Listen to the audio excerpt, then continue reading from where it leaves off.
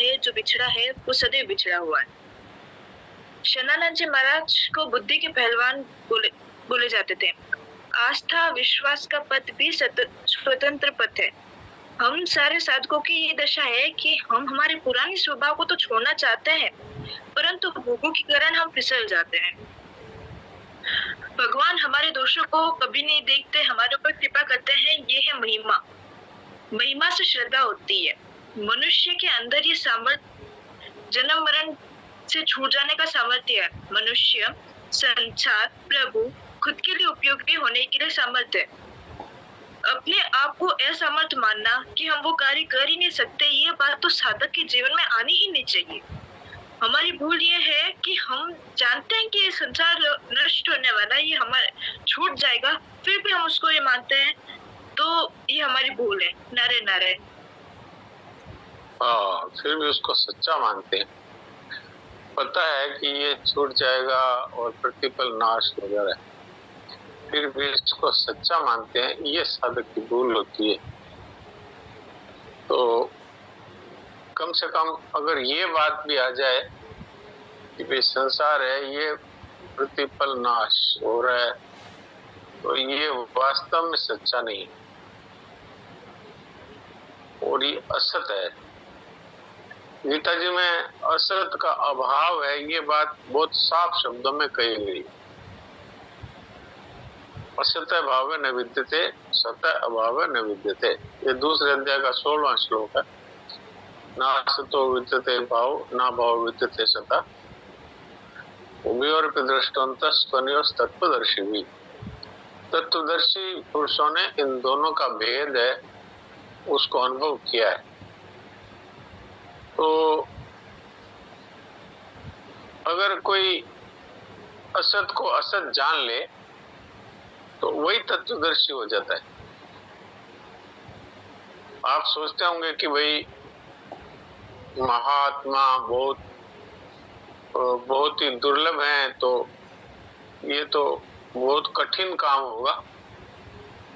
लेकिन भगवान ये कहते हैं कि जो असत को असत जान लेता है वो ही तत्वदर्शी है।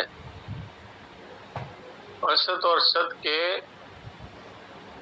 अंतर को जिसने समझ लिया कि भाई सत है परमात्मा और आत्मा, और असत है शरीर और संसार, इन दोनों के भेद को जिसने समझ लिया वही तो तत्वदर्शी है।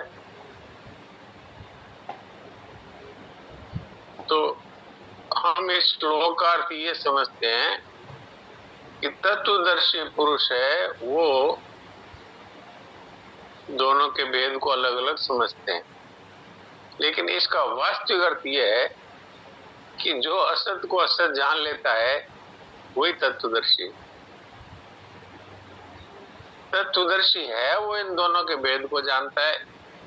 इस तरह का अर्थ तो हम समझते हैं कि भाई जो बड़े बड़े महात्मा है वो इन दोनों के भेद को जानते हैं।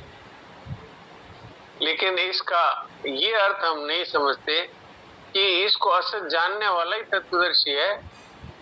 अगर हम इसको असत जान लें, अर्थात इसका अभाव है ऐसा जान लें, तो फिर हमारी इसमें प्रवृत्ति नहीं होगी कि भाई हम इसको भोग लें।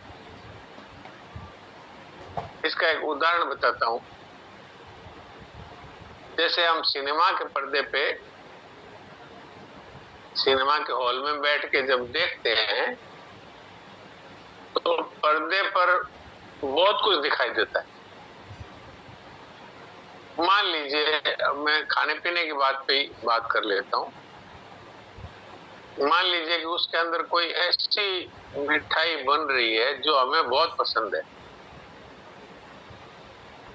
तो क्या हमारी ये प्रवृत्ति होती है कि वहां पर्दे पर जाके उस मिठाई को पकड़ लें, खा लें? नहीं होती है। क्यों नहीं होती है?